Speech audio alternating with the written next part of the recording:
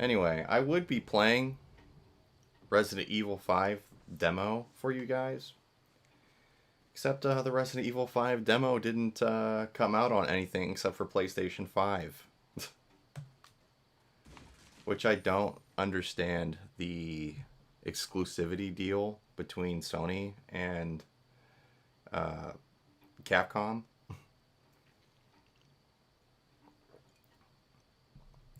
I don't understand it because you would think for Capcom they would want everyone to get their hands on the game. Have everyone get their hands on the demo to boost sales as much as possible. But they didn't do that. What they did was have an exclusive deal with Sony that the demo is only going to be on the PS5. It's not even on the PS4, which I own. I know for a fact that the game's coming out on the PlayStation 4, so then why is the demo not on PlayStation 4? So, I don't know. Otherwise, I would be streaming Resident Evil 5 demo for you guys, and I would have had a video up on the channel with my thoughts on it, if it was going to be good or not, or whatever. But I can't. So, it's almost like, I think, was it the demo for Resident Evil 7 when it first came out? They wanted you to pre-order the game in order to get access to the demo. I wasn't going to do that. And I'm not going to buy a PlayStation 5 for Resident Evil 8. I'm not going to buy a PlayStation 5 at all, most likely. There's nothing really on the new consoles that I'm too... There's nothing that's exciting me yet to buy a new console. So, we know that this game's remake isn't coming out, I think, until 2023 now, which is pretty far away, which I'm fine with. If they overhaul this thing and it looks amazing, like Resident Evil 2 and 3 remake did, then I'm fine with it. But why is Capcom skipping Resident Evil Code Veronica? Why is Code Veronica like the redheaded stepchild of the Resident Evil series? It's like the best one besides 2. I know everyone thinks 4 is like the end-all be-all for Resident Evil games, but it's I would say they're like the Star Wars trilogy when it comes to Resident Evil games. Resident Evil 4 is like the brand it's like the first installment of the brand new trilogy. Or not even trilogy anymore, huh? Because we're going on 8. Well, it's where Resident Evil had its pivotal change. You know. It went from being survival horror strictly to being an action shooter. Which I'm not saying is bad. I love Resident Evil 4. It's just... It's not Code Veronica, and it's not Resident Evil in the traditional sense. I mean, it has a freaking cave troll from Lord of the Rings in it. And not a zombie to be found. So. But as far as 5 goes, the gameplay trailer that I watched during the press conference for 5 looks interesting. The only thing that kind of kept sticking out in my mind as I was watching the trailer was that it looked a lot like Resident Evil 7. Like the mechanics were basically the exact same. The graphics look really good, which for me isn't like a huge deal. I'm not huge about how graphics look anymore, obviously. I'm playing Resident Evil 4. But it's just that as far as the mechanics go, when I'm watching Ethan fight like those zombie, I don't know, witch things in the basement, they looked and they moved exactly how those infected, like, slug moss creature things acted in 7, like with their movements and everything. So I don't know. And the collector's edition, I could make another video about the collector's edition, but why? I mean, most likely this whole clip of me talking about this will go up on YouTube as I'm playing this. But the thing is, the collector's edition, I've not liked any of the remakes collector's editions. I didn't like 2, I didn't like 3's, and I really don't like Resident Evil 8's collector's edition. The fact that they come with these boxes that have like less and less physical media in them, I'm not a fan of. And I really, really, really don't approve of Capcom charging for hard difficulty. Like that is something I'm not okay with. It shouldn't be acceptable to anyone that plays video games in general. Not even for a Resident Evil game. It just should be something that we as consumers of video games should not accept.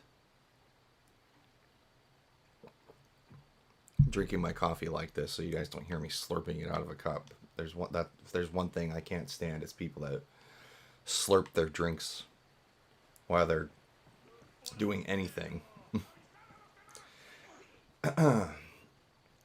So, yeah, those are my brief thoughts, I guess, on Resident Evil 8. I still am not clear about what the story is. The big thing is the vampire lady with the huge boobs. That's like everything that is all over the internet right now, all over Twitter, all over Instagram. What I'm not shocked about, but also kind of surprised about, is that how fast that picked up on the internet. Like there are women everywhere already doing cosplay that looks perfect to that lady. I mean, it's awesome, obviously, but it's insane. No one's even played the game yet, and she's like the most popular character since, I don't know, Resident Evil 4. You know, she's like an iconic character now. No one's even got to see what her role is in the game series yet. I think we all know what the selling point is of that lady. Aside from her being a vampire, which, I don't know, I guess we're going into folklore monsters now in Resident Evil. Werewolves and vampires and witches, and hopefully the Loch Ness Monster will make an appearance. I don't know.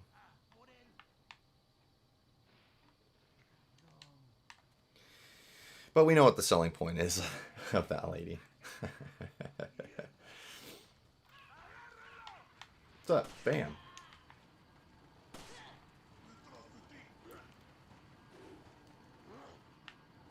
I hate those pitchfork guys. Now, the other thing I don't particularly like about this whole pre-order thing with Resident Evil 5, or I don't know why I keep calling it Resident Evil 5, Resident Evil 8, is that it doesn't do a good job of really selling me on the point of why I should buy it. The story looks like it's just it looks like a big DLC expansion, you know what I mean, of 7. And I'm still really confused about Resident Evil 7's ending with Chris Redfield. No one ever had a really good answer for that when I made my Resident Evil 7 game review, about how it wouldn't really make logical sense for Chris to be working for Umbrella. I got one person that said, like, last week, is like, well, stupid, it's new Umbrella. It's new Umbrella. It's not old Umbrella, it's new Umbrella. That's not the point, kid. Like, obviously, you never played the original games to know that Chris Redfield would never join Umbrella. ever. Doesn't matter if they cleaned up their SOPs for their work procedures. Chris Redfield's not going to join up with the company that killed all of his friends, destroyed a city, and have been responsible for multiple deaths of hundreds of thousands of people throughout the time that Resident Evil series has been going on.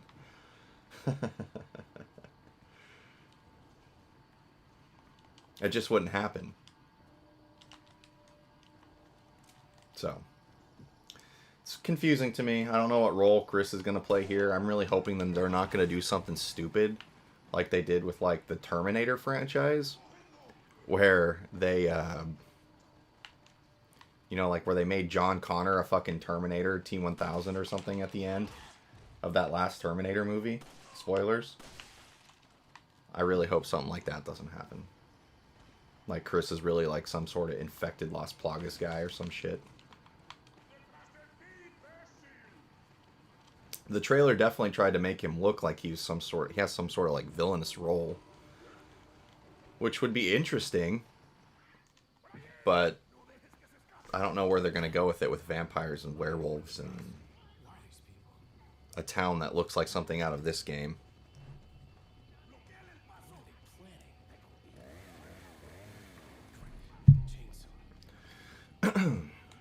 I really do hope that when there is a trailer or something announced for the Resident Evil 4 remake, or the reason why Resident Evil 4 remake is taking so long, like it's going to take another 3 years or whatever to get here, I hope the excuse is that because it's under wraps or something right now, that they're really working on the Code Veronica remake at the same time. They just don't want to say it. Because despite Code Veronica being like considered a very oddity with some Resident Evil fans, Code Veronica is still a beloved fan favorite and is the real official Resident Evil 3. For those who didn't know, that Resident Evil 3 Nemesis was basically Resident Evil 1.5, and then it was and then configured to save time to be Resident Evil 3, because Resident Evil Code Veronica was going to take way too long to come out, and it was going to be pushing the hardware to the extent to where it wasn't going to be able to be on the PlayStation anymore. What I do hope happens with Resident Evil 4, the remake, is that they have all the expansion stuff in the game that was in this one.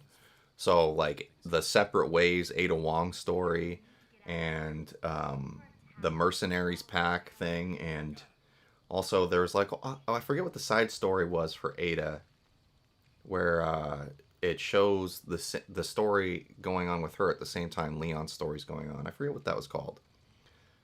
I don't think that was Separate Ways. Or maybe that was Separate Ways. There's another Ada one that's like by herself also, where she's like in mercenary clothes. I forget what that one's called. Why does my... It still says I'm streaming Pac-Man on here, and I don't know why. We've talked a lot about what I'm not looking forward to with Resident Evil 8, but I don't want to be all negative. I think there's just so much stuff to unpack that has come out about Resident Evil 8 that I need to talk about it. I need to. Even though I can't play the demo because of what I said earlier. The Collector's Edition. Let's go back to the Collector's Edition real quick. I've never liked any of the remakes Collector's Editions. I don't think that we should have Collector's Editions of statues of characters from the game that are kind of meh. We all love our iconic Leon, Claire, Wesker, Jill characters. But let's be honest, there are way better collectibles out there that you can buy on the internet than those collector's editions for less money. And if you're going to make a collector's edition of a Resident Evil game, I don't think having one main character from the game is a very good collector's edition. You should have something with the main thing that makes Resident Evil, the biohazards, the monsters, the zombies, Nemesis, William Birkin. The liquor, for God's sakes. Things that people remember Resident Evil for, particularly making them scared. Now, all these Resident Evil Collector's Editions have all been characters of the game that are just people. It was Chris for one, or not Chris, it was Leon for Resident Evil 2 Remake. For some reason, no Claire. I don't know why there would be no Claire. Why was there not two variants, or you could just buy a whole giant bundle with both? I don't know. And then Resident Evil 3 was Jill. No Nemesis for some reason. You're leaving money on the table, Capcom. And then Resident Evil 8 is going to have Chris. And it's not even old Chris, it's new Chris. So I'm wondering, I'm also thinking like, well, if they come off the collector's edition for Code Veronica, is it going to be finally Claire getting her little statue with the collector's edition? I don't know. The collector's edition for 8 also I don't approve of is the like $1,500 collector's edition that comes with the jacket. A pea coat jacket.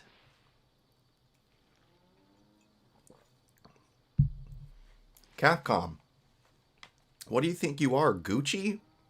Do you think you're Prada or some shit?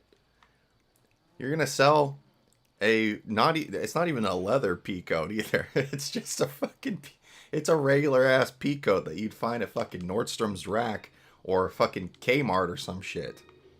And they want you to buy it for $1,500. Was this made? Was this thing made from fucking dragon skin? No, it wasn't. I was gonna kick that guy in the face, but kick him into the wall instead. So yeah, the collector's editions are very confusing to me. I don't understand. I mean, I'm not gonna judge anyone whether they buy it or not. It's your money, do what you want. But as far as Capcom goes, getting a little greedy again. You know, they're starting to remind me of Capcom about, 5 years ago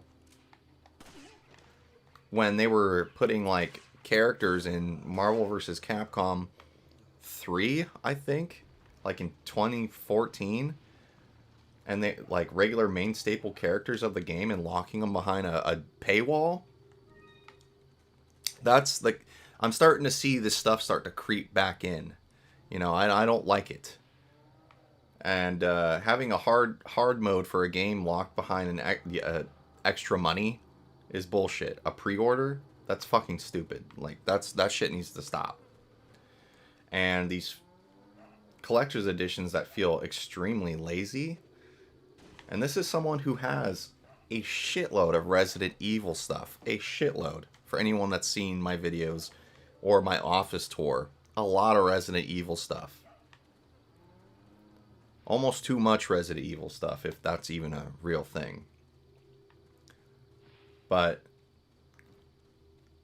it's just stuff I can't stand behind. That's why I don't own it. The Resident Evil 7 Collector's Edition, at least, was a little cool. You got like a replica of the house from the game. That's kind of neat. I kind of wish I would have got that back in the day, but at the same time, it was back when I didn't trust if Capcom was going to make a good game or not, coming off of Resident Evil Umbrella Corps. Oh, and let's also talk about, talking about Umbrella Corps. Another thing I forgot that I saw during the press conference was the Resident Evil, like Battle Royale fucking team deathmatch thing. What is that? What is that? No one liked the free online Resident Evil game that came with 3. No one liked it. I played it for one day, and by the end of the day, I couldn't get into any matches because no one was playing. It was already dead by the end of the day. And the game was just broken and unfun. Now this new one's coming out where you can be every single Resident Evil character in a team deathmatch style game. And it looks really bad. So it makes me wonder, you know for a fact that this thing's going to have a crap load of pay to win options in it. It's going to have like, oh, you want the infinite rocket launcher? You want the submachine gun from Resident Evil 4? Pay us money. Pay us money. Loot crate boxes are going to be in this thing for sure. It's the only way that I could see it being justified as even a thing being thrown in. You know what I mean? And I didn't even see all the characters in there. I didn't see Krauser in that gameplay demo or in the picture. You know, I'd like to see other Resident Evil characters thrown in. And why? I see a lot of things, and people have a lot of good points. Why is Capcom wasting their time on these really, really bad team deathmatch games for Resident Evil, and not just bringing back the Outbreak series? The Outbreak series for Resident Evil was at least fun. The story wasn't that compelling, but they were at least fun co-op things that you could do with your friends back on the PlayStation 2, if anyone had online capabilities back then. The shit was incredibly expensive back in that day.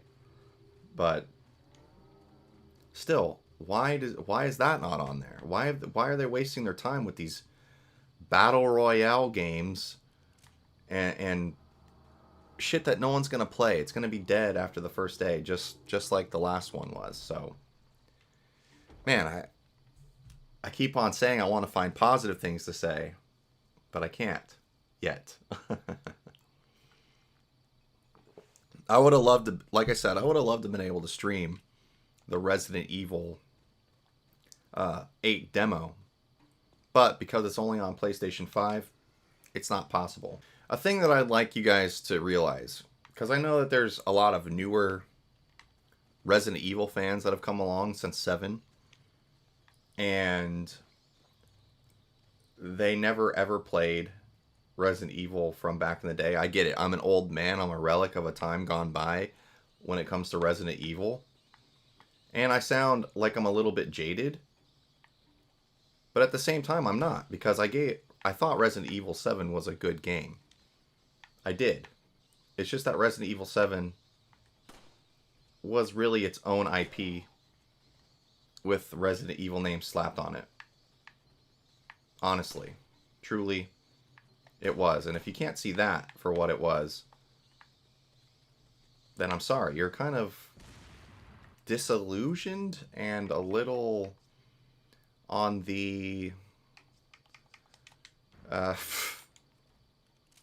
rose-tinted glasses side of things if you don't see that. Like, what is zombies, or what is vampires and witches and werewolves have to do with Resident Evil? If you know what Resident Evil is traditionally, it's none of those things. So I'm a little confused when I see people like, well, yeah, this is finally a Resident Evil game that's gonna be back to its horror roots, and a Resident Evil game that's gonna be scary. Just because it looks like the Spencer Mansion at the beginning doesn't mean it is the Spencer Mansion. And just because there's vampires in it don't mean that it's a biohazard weapon. So I'm confused by these things. I want to have them explained to me to a point where it would make sense with this universe, but for me, it's not. And I hate sounding so negative about a Resident Evil game. I do. I don't know. I realize it. I'm a relic of a time gone by. I'm an old man. And I know that the Resident Evil games have always been forever changed since Resident Evil 4. It is what it is. I'm going to give Resident Evil 8 a fair shake when I do get it. I promise you that. Because Resident Evil 7 was good enough for me to think that Resident Evil 8 is going to be good. So I will play it. And I probably will do a game review on it. Unless it's just, like, incredibly bad. Which I don't think it will be. I'm expecting more of Resident Evil 7 stuff. Maybe they'll shed more light on why Chris Redfield just kind of like threw all his morals out the window and started working for Umbrella. I don't know. But I think because no one's watching this stream and it's been 20 minutes, 30 minutes now. Holy shit, I've been talking about this for 30 minutes. It's been a while since I've made a video. Anyway, guys, I'm going to end the stream. Hope you, if you're watching this back later, or if you're watching this on YouTube, you subscribe and like the video, and I'll talk to you guys in the comments. Let me know your thoughts on Resident Evil 8. And follow me on Twitter and Instagram. And listen to our podcast coming out this Saturday, where we are recording the Do By Midnight podcast. You can find it at Do By Midnight podcast or dobymidnight.com. Anyway, guys, this is Forrest, this is Retro Die. I'll see you guys later.